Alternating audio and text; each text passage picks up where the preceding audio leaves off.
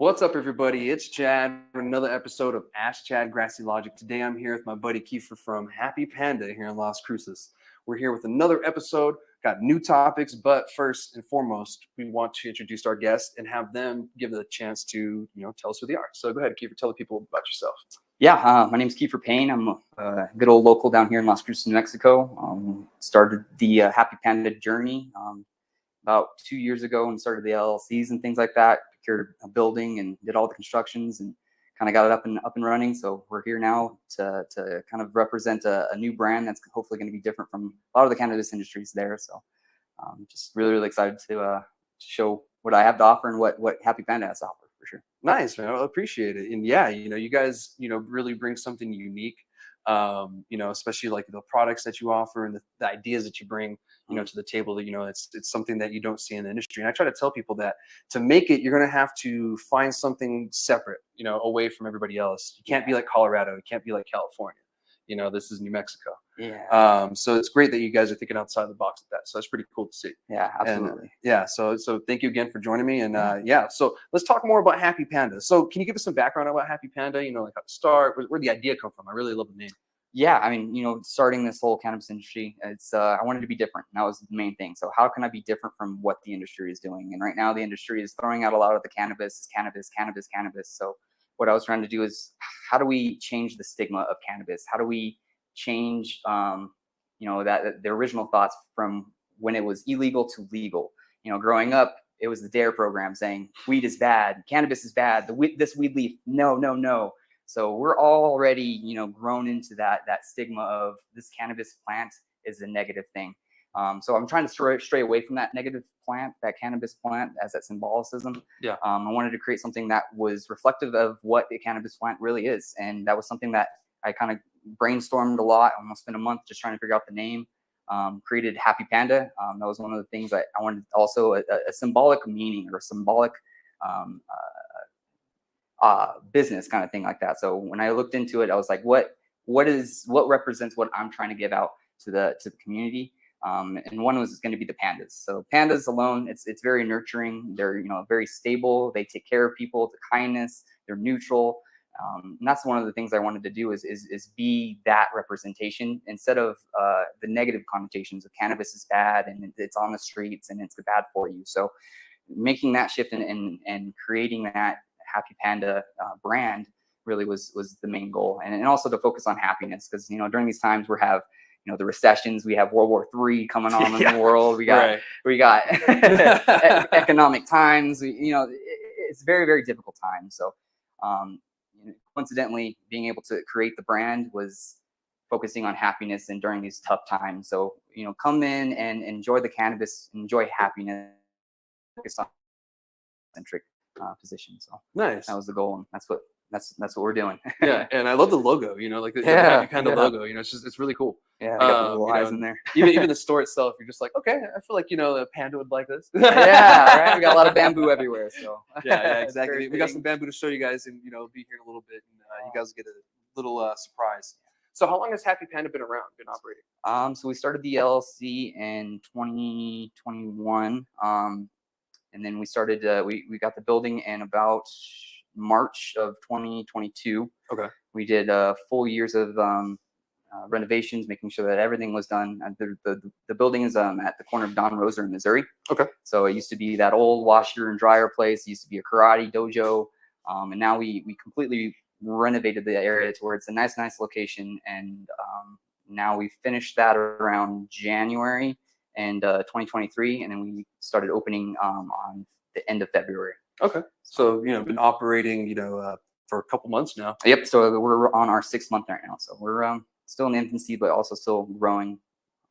Oh yeah, the whole industry, is still growing and everything. It's still pretty much getting set up. Yeah. And that whole thing. So it's really exciting to see more people get into the industry. And people like yourself, especially the locals, the locals really getting a chance, because that's one thing that I was hoping for is more locals getting, into it versus like an MSO. Yeah, absolutely. So yeah, it's really great to see. And cool. And so do you guys carry your own product that you grow, or do you carry other farms? Yeah, we definitely outsource for farms and things like that. What we're trying to do is get the customer feedback. So what we need to know is out of all the products here in New Mexico, what's working, what's not. And there's so many products out there that the only way to find out is to bring it on, get the feedback, and then figure out if it's worthy of staying or it needs to move on. And that's what we're going to try to start focusing on is getting that feedback, so that way we can curate our store to our customers' demands. Nice. Yeah, so it's not what you want, it's what the customer wants. It's what the customer wants, exactly. As Joe Dirt's friend said. Exactly.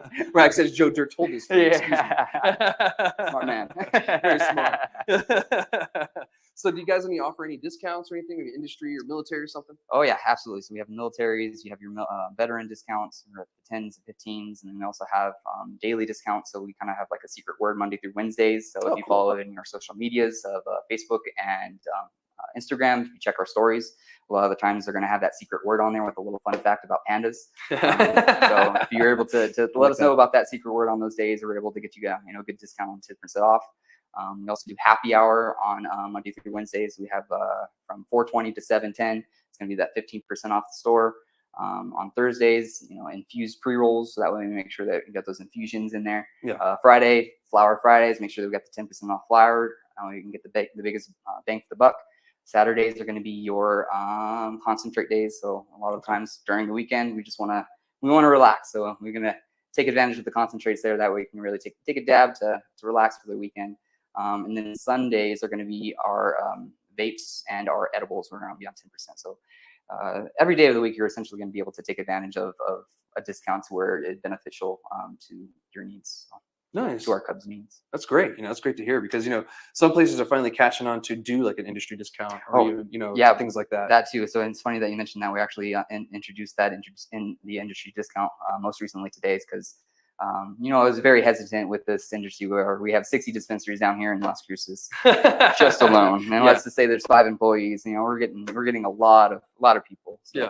But I also wanted to give back to that industry, that we're all in this together, and that we all need to support each other, and we're all going through the same hard times or the same good times. So, like you said, giving back to them. Yeah, that's the goal. And it's a rough time right now. It is for everybody. Even Colorado is having a rough time. Yeah. Yeah, those poor dudes. Yeah. And we'll explain more on that later.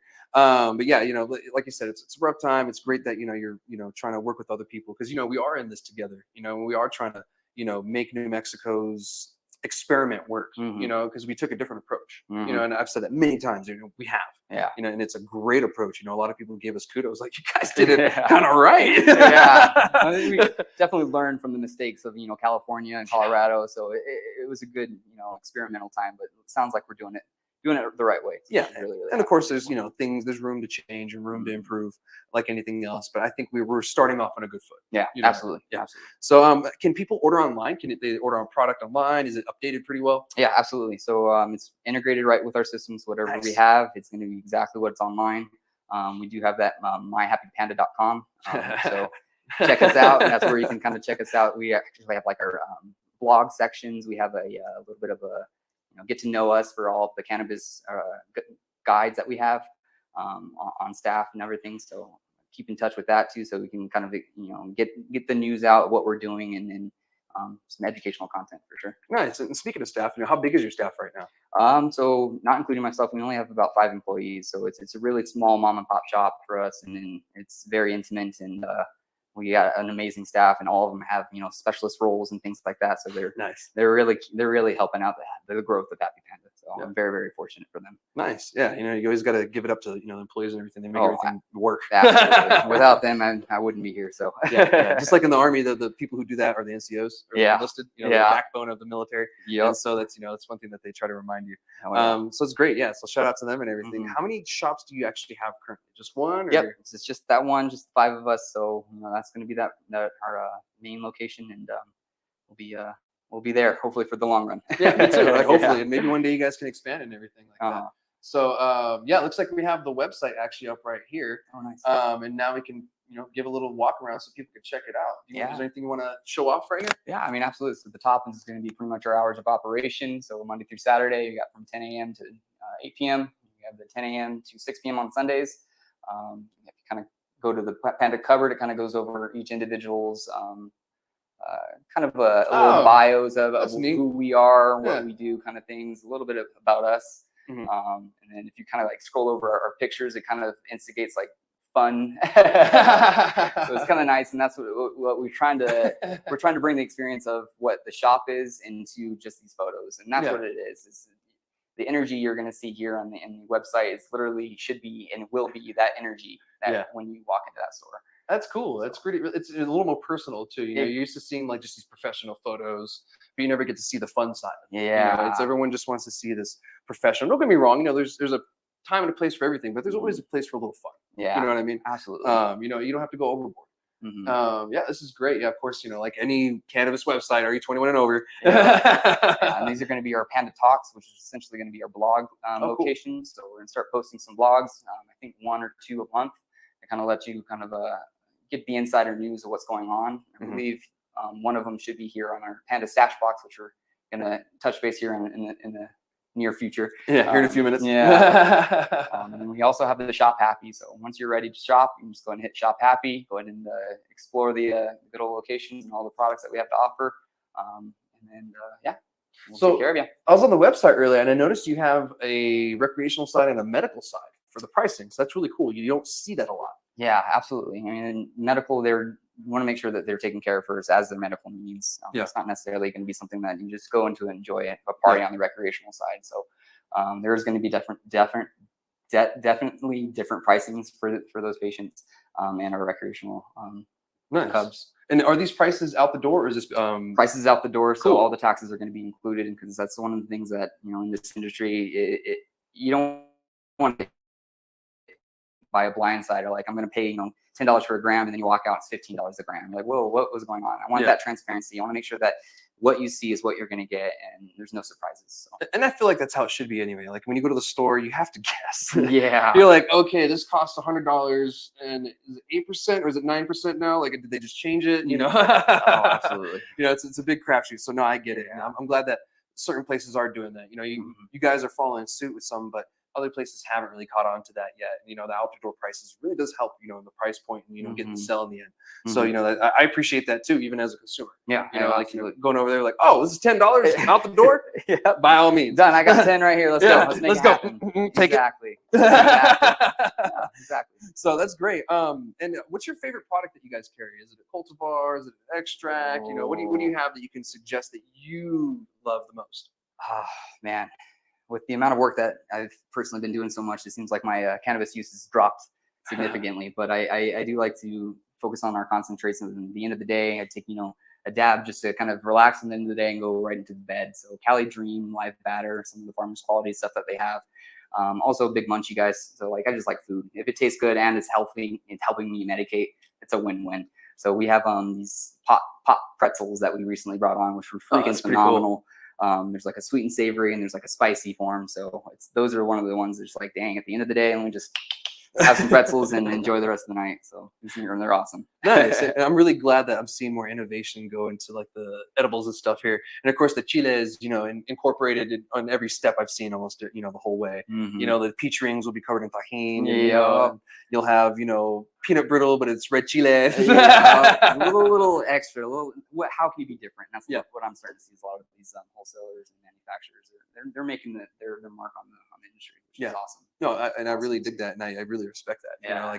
I keep saying legalization brings on innovation. So what are you waiting for? Yeah, exactly. What are you waiting for? There's so much opportunity out there, and I'm excited just to see it all happening. So. Yeah, me too. And do you guys have any events or anything planned for the future? Or? Yeah, actually, as a matter of fact, on Saturday, so the 8th, we're going to have a clear. One of our vendors are going to stop by from 2 to 6 and kind of give out some free pens and things like that. We're going to have cool big discounts on our clear products. And then also 710, which a lot of the cannabis industry should know is like upside down, it spells oil. So it's going to be kind of like the reverse or a similar sister holiday to 420, more focused on those concentrates, on vapes and things like that. So on that 710, we're actually having a huge festival, or I guess events going on. So we're going to be bringing in stacked cookies, which is phenomenal homemade cookies here that are they're stacked, freaking delicious. You have to check them out.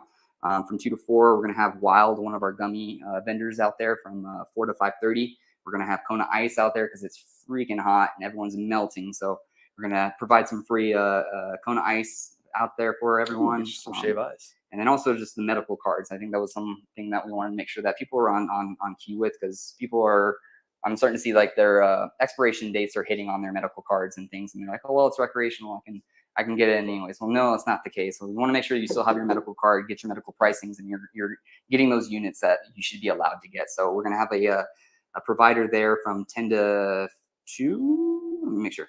10 to 2. So as long as you need a renewal for $35, and then there's new cards that we can do for $50. And keep in mind that, you don't pay taxes, and a lot of times you do get different pricing with the medical cannabis card. And some events you get it for free or cheaper. Yeah. So keep in mind that medical cannabis card is actually really good to have. Oh yeah, absolutely. Definitely recommend just even if you're not diagnosed or anything like that, just to see if you possibly be eligible for it. Because the worst comes to worst, they're going to say no, and you're back in the same spot. But if it's truly giving those medical benefits, then please take advantage of that stuff. So it's there for a reason. There's a reason why we fought for it for so long. Oh, absolutely. Absolutely. Yeah, let's keep it alive and everything. That's great. Is there anything else, or any other events? As event wise, yeah, I mean, we're gonna have a bunch of different deals going on for that 710. So farmers quality, a lot of those concentrates gonna be 25% off. Infused J's, vapes, wax, all wax. We're gonna have unicorn rigs, which are like the electric dab rigs, instead of having to use a sketchy torch and hitting up a nail to take your medicine. It's more, hey, just click a button and then you're able to consume responsibly and more effectively. Press and go. Yeah, exactly. Yeah. But yeah, and then we're gonna actually have something I'm pretty excited for. Actually, we've been working on for probably about 2-3 months. Okay. This is gonna be our stash box. So this is something that I don't think I've seen in the market yet. It's out there, but it's not necessarily branded or really pushed. And I think this is something that's going to be different from everyone. Is we're creating a safe and responsible way to consume and store your cannabis all in one location. So go ahead and get a stash box, and what you're able to do is now kind of use this guy to store your cannabis products. So we have all these little jars in there, so you can kind of create or store your products nice and safely. It's going to be coated away from kids or even roommates. Yeah. So a bunch of those little guys. We have like the grinders, that way you can kind of grind your product. You can make your pre-rolls. We have this little couple containers. We have your pre-rolls, grinders, and things like that. So this is something that I'm really excited for, because one, we want to make sure that it's keeping out of the hands of the kids. We don't want to practice safe, responsible use. We want to lead the industry and doing it the right way. Nice. So this is something that it means a lot to me myself. And then we're also including a Panda report card. So one of these things that I really like about this is that in order to curate the store for everyone, we want to make sure that we're getting the feedback of what's working and what's not. Because there's so many products out there that they're doing well or they're not doing well. How do we know? Well, this is the way to do it. So once we get this Panda box is going to come with the Panda report. You're going to try out 3 different items, put those items down, see how it made you feel, good, the negatives, the pros. And then you're able to bring this back into the cannabis at Happy Panda, and then get an additional 10% off your purchases. So the more feedback that we get, we're able to curate the store towards our customers' needs. And then it's also beneficial for the patient, because now they're tracking what's working and what's not.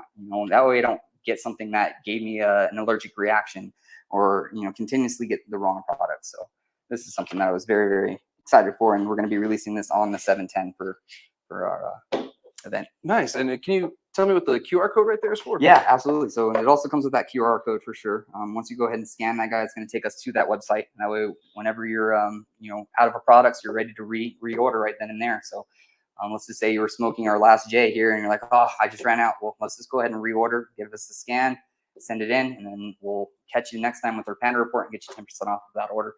Nice. That way it makes it nice and easy and convenient. Everything's locked up in one, and it is going to be a customizable code too. So once ever we release it to you, you can make your own code, and it's more personalized, and definitely has our slogan is going to be "Stay Happy." So it's one of the things that it's also branded into. So.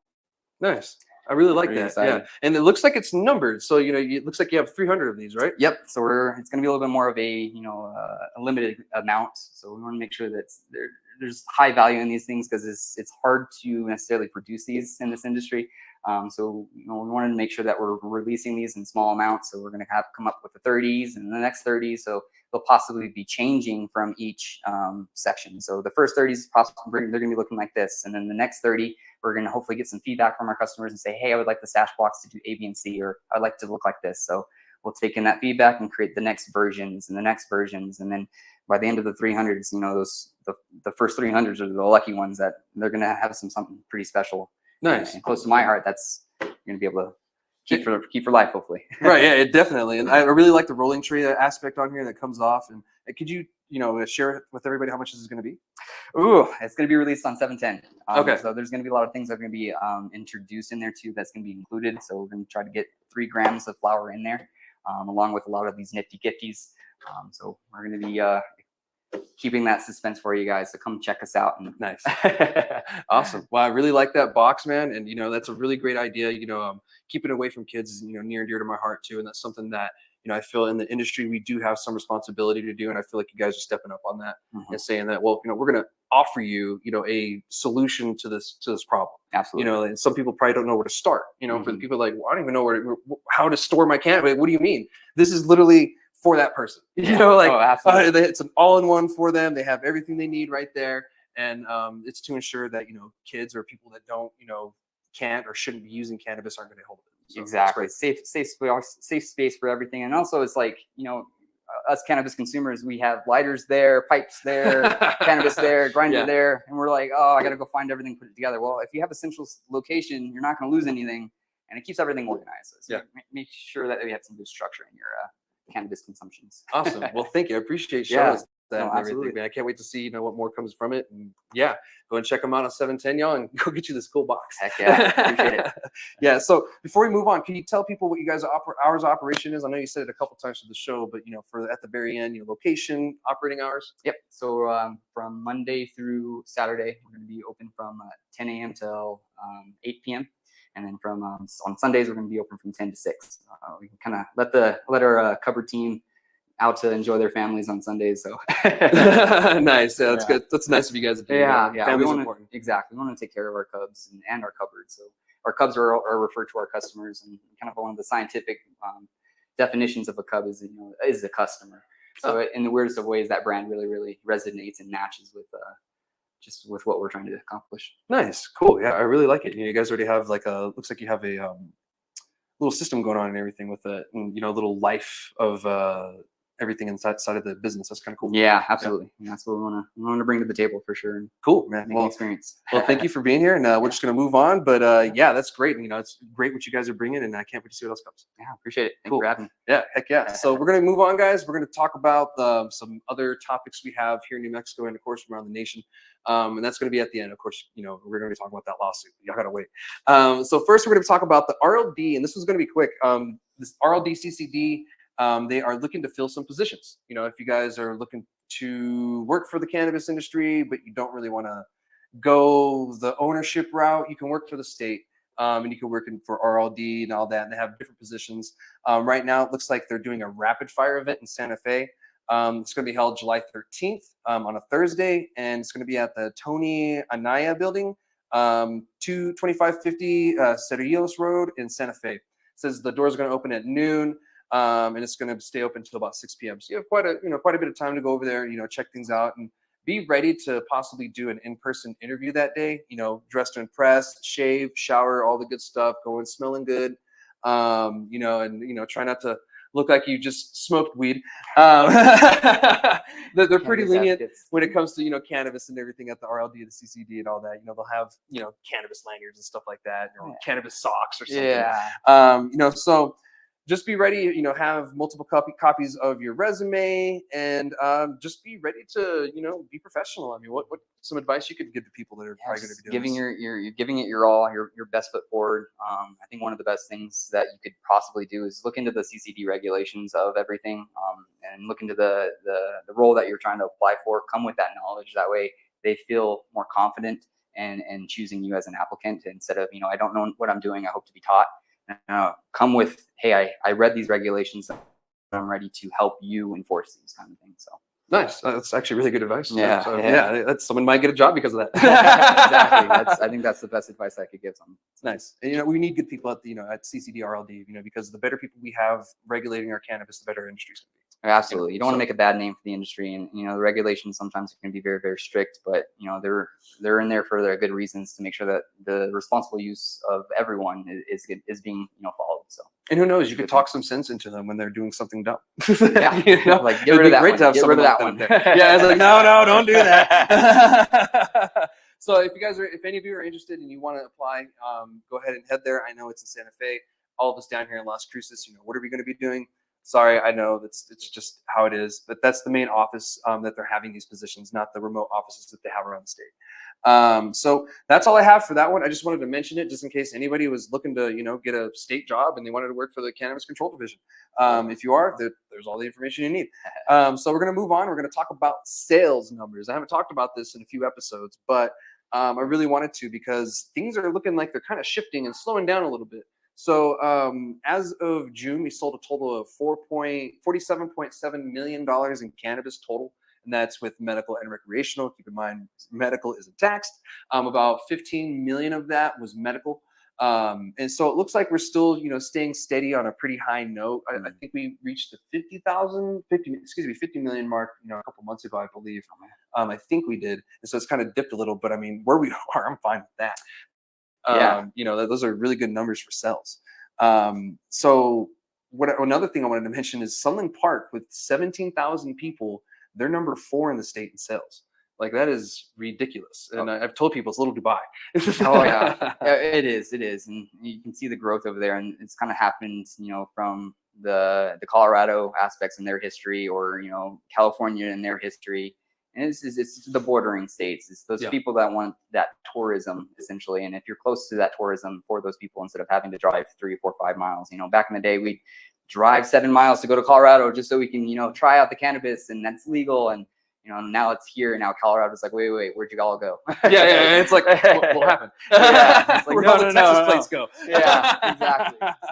So, someone's doing very well. No, they are. And, to give you comparison, Alamogordo is probably about 60 miles northeast of Las Cruces. So it's a little bit further from the border. They have 30,000 people, and it's on the way to like Ruidoso, where a lot of Texans like to go. They're in 9th place. So, I mean, that's the big disparities. They have more people there. They have a good location, but they're just, Sunland Park is just in that sweet spot. The very first place you hit in New Mexico when you leave El Paso, it's at the very tip of New Mexico. Some parts of it is El Paso. And so it's just easier for them to just go there, pick their stuff, and go back. Sometimes it's a 10-minute thing for them. Yeah, exactly. So I don't blame them. Off the work, just head off and do the routines kind of thing. So it's kind of exciting too, because it's kind of exposing a little bit of the Texas to what cannabis really is, and we're not supposed to be driving this back and forth through the border. Keep that in mind. It's this industry, and this is the realistics of it and things like that. So it's just nice to see, hopefully they're going to start saying, hey, this is not a bad thing. This is a good thing for one, the economy, 2, medical patients. And there's just the list goes on and on. So it does. Really, I mean, we could start listing everything all day. Yeah, definitely. But that's the sales for for last month. It's a month staggered. How are they going to know what July's numbers are if July hasn't fully gone through? So we won't know July's numbers till August, which is fine. And we'll see where things are. But as of right now, we're still at 1,006 retail establishments. Last month, I think we had 1,008, and then it went to 1,006, and it hasn't moved at all. So what that's telling me is we hit that plateau, or that little part where people probably aren't going to get as many licenses in. And we hit that plateau, and we're probably going to start hitting down. And so maybe next month we'll start seeing less numbers in retails. But right now, this looks like it's at a dead stop. And it looks like the bubble has taken its course, and it looks like some people are probably waiting for this, big roller coaster to happen before getting in again. But we'll see.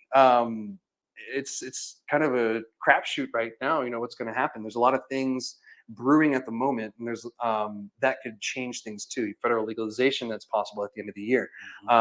If Texas gets smart next year and decides to go legal, that would change things significantly for us too. Quite a bit for a lot of people too. Actually, Oklahoma, that's a big player for them too as well. Oklahoma, they rely heavily on Texas. So like I said, the bubble and everything, the market will stabilize pretty much on its own, and it looks like that's where it's headed. With with it just kind of going to a dead stop like that, we were going up like this for a while when it came to the It's like retail. a dispensary every day. Yeah, just 2 per month or per day. Yeah. yeah, it was something ridiculous. Hey, check out my dispensary. I'm like, there's so many. and it is saturated, don't get me wrong. But most markets in the nation have seen this trend. This isn't something just catered to New Mexico. Yeah. Colorado saw this. Oregon saw this. Washington saw this. California. I don't know. They're weird. California is its own animal, kind of like how New Mexico is too.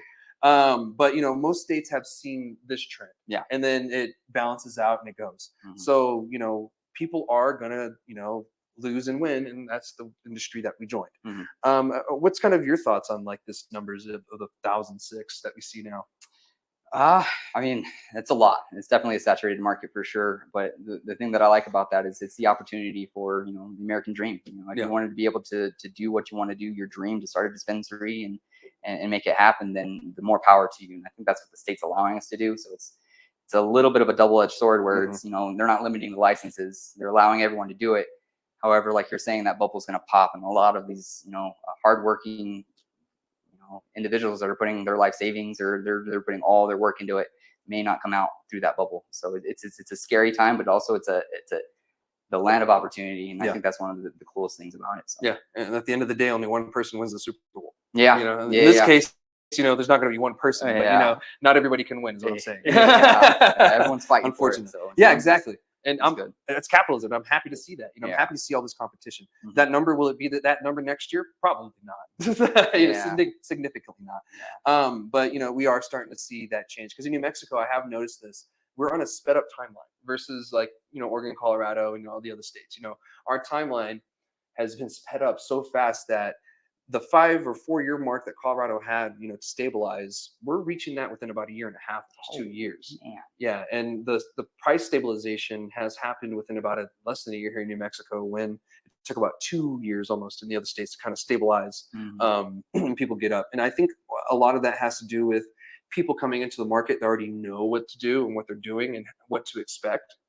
And I think that's one reason why. So things get in place, and so it moves faster. That's a great point. Yeah. So there is a lot of, from industries from California and Colorado and Texas that all came down here, Oregon, they all came down here because they knew that, they had a saturated location and didn't work out for, or it did work out, and it worked out so well that they needed to copy it. So move somewhere else and do it. Exactly.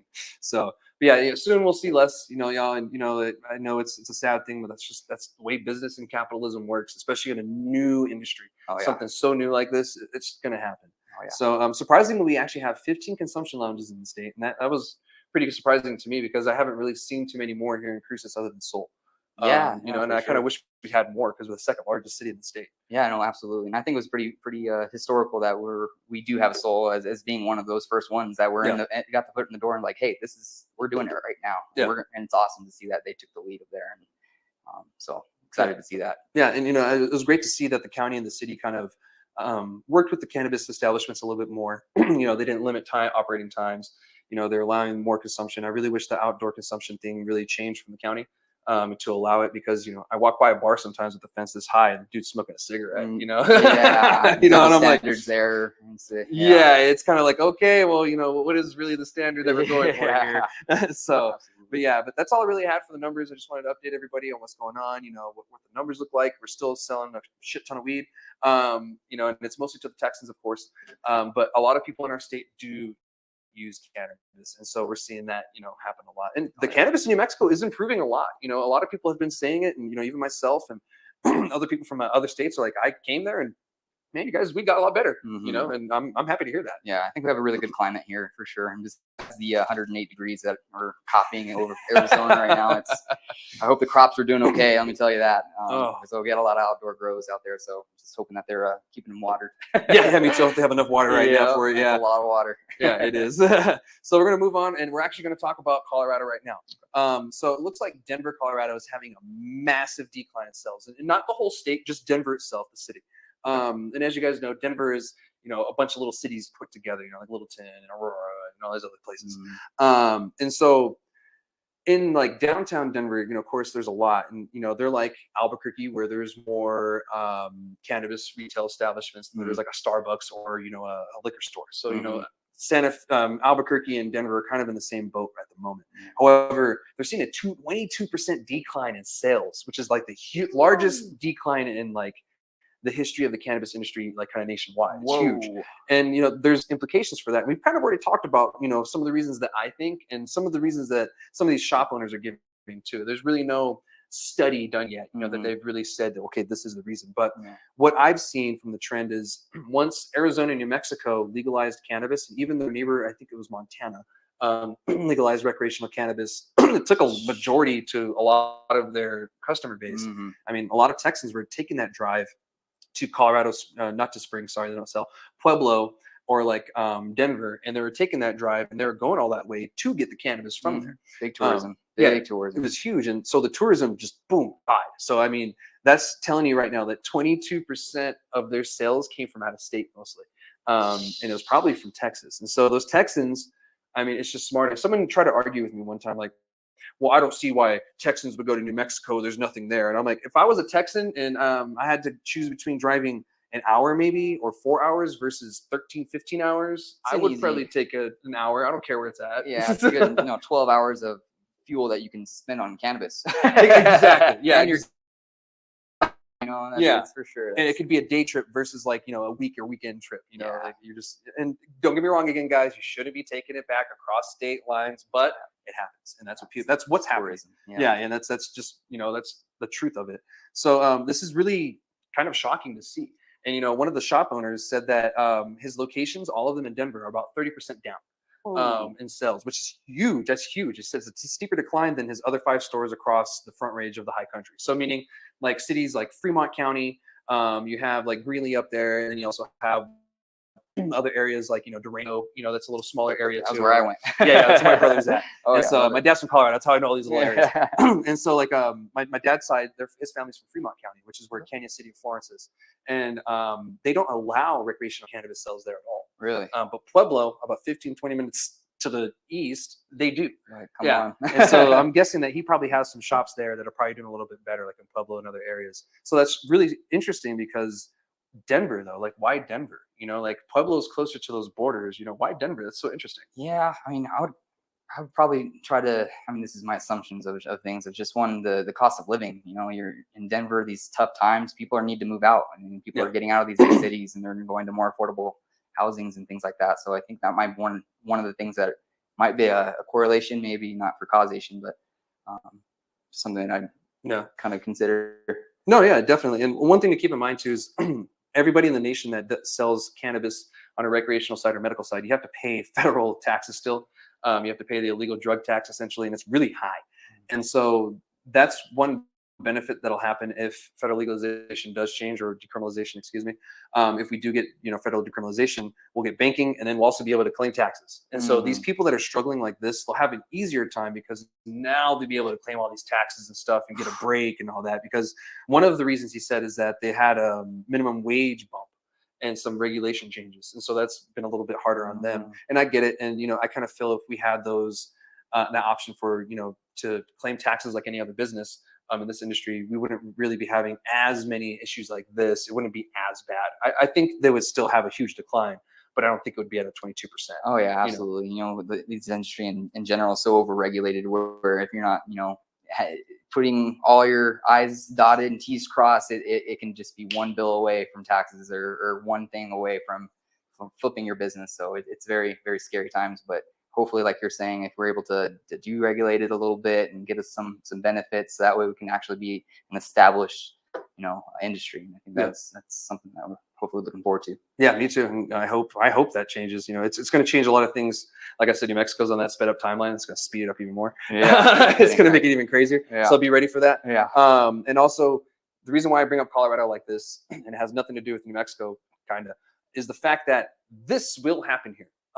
Something like this exactly will happen here, and it's going to happen when Texas legalizes cannabis. Once Texas legalizes cannabis, we'll have another great closure, and we'll see another great thing like this happen, where shops will see a 22+% decrease in sales. And it may just start with one city like Albuquerque or something, or Roswell, somewhere random. It could just start in one area, and then the trend, spreads. Yeah. So normally it starts in the bigger cities. that's kind of what I've seen, historically, is the bigger cities kind of see these start, and then it kind of bleeds into the rest of the state. Denver, however, is kind of different because they're more saturated than any city in the whole state. So that could be another reason why. So we'll see. Only time will tell. And we're starting to see a lot of implications of other states legalizing around the nation. Oh yeah, for sure. And I can already see like the growth of opportunity too. Yeah. You're in New Mexico, and you don't want to be on that downright of 22%. I'm gonna jump over there to Texas and see if I can get on that ball on that run thing. So that's going to be huge again. Area of opportunity for things. So and you're gonna see those people that just I call them fleas. They hop around, state. Go to Maryland next. Go to there. Just hop, boop, boop, jump like a flea. Yeah, exactly. So, but that's all I had for that topic. I just wanted to bring it up to kind of let you guys know, kind of what's to come here in New Mexico eventually. Maybe a couple years. I have no clue. But looking at other states, you can kind of get an idea what's going to happen in the future here. So yeah. But anyway, that's all I have for that. And let's move on to the final topic. And I know some of you may want to hear this, some may not. The Seed Junkies sue Cookies brand. So if some of you don't know, Cookies and Seed Junkies, they're actually a California brand. And the reason why I'm bringing this up is because Cookies has been rumored to be opening here in New Mexico at some point, I believe in Albuquerque. I heard another rumor that they might be looking at Sunland Park too, which is actually a smart move because of the high sales and high volume over there. So that could be another possibility. It's called Little Dubai for a reason. So Seed Junkies is suing Cookies because they were collaborating together at one point with a company called Mints. And Mints was supposed to provide growers with, great genetics, stable genetics, kind of work together, with the Cookies brand and their following to really get it out there and to, just really provide just quality genetics. However, I guess it didn't happen. Happened latent virus, was spread through everywhere. And if you guys don't know, or hot latent virus, excuse me, what it is, it's called the dud virus. That's a nickname. You can have a plant that grows great, it just dies, or when it's done, it just doesn't perform like it should have. And it's due to that virus. And it's really easy to spread. You can spread it with plucking a leaf off and a little bit of that getting on it, and you spread it. It's a virus. When you clone. So it happens. One of the only ways to really get rid of it is tissue culturing. Tissue culture through several generations most likely will take that virus out. And it also helps, with a clean the DNAs pretty much essentially, kind of give the plant a boost, and make it stronger. So people that deal with that, they'll spend thousands of dollars on tissue culture upon thousands, to get rid of that. Because some of these cultivars, they're very valuable, and they're very rare.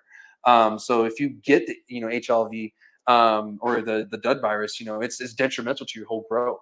Some people have to literally kill their whole grow. So I can understand how someone could be upset, trying to trust someone with the clone, getting it, and then all of a sudden your whole grow gets this virus. Infected, it's infected by this virus. It's like, oh, what the heck.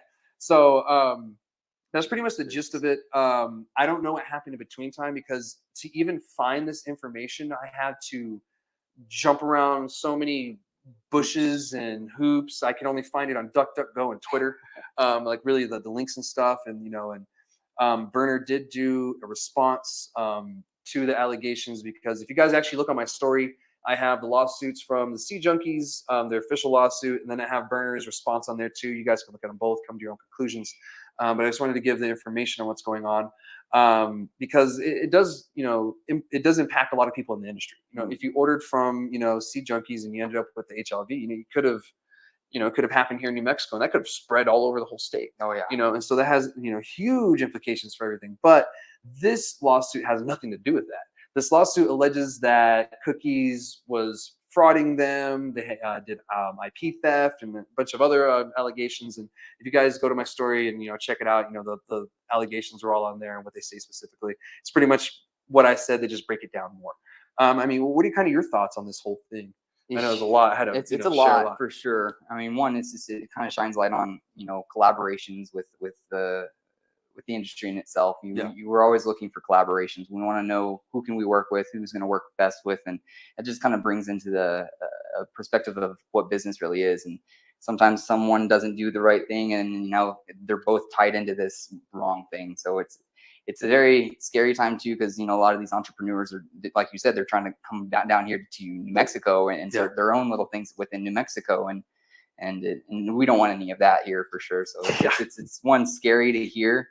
And two, like you're saying, Cookies is on the way down here, and hopefully, I don't quite know how much information on cookies and stuff like that. But if they are here and they had to see Junkies, like we could have been really hurt. Yeah, exactly. Really Yeah, hurt. yeah, So it could have sucked. it's pretty scary to see out there. And this isn't the only one that's public. So there's Yeah. probably a lot of private things that are going on there too. So just kind of shines light on how tough the industry is with collaborations and working together. So. Yeah, and I want to put it out there. The Sea Junkies aren't the only one with hot latent virus. Spreading it.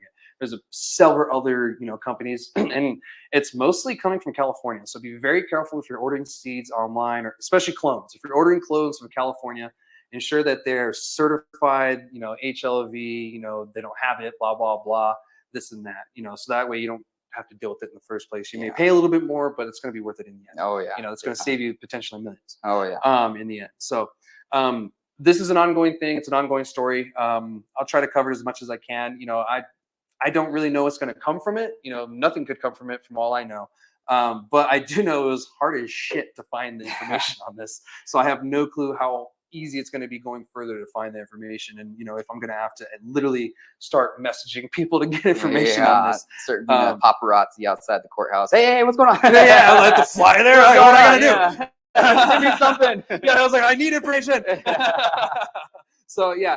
But yeah, if you guys are interested in this, check out my story. All the information, on the lawsuit is there. Even Burners, response that way. Again, you get both sides of the story. And like I said, in my Instagram, there's 3 sides to every story.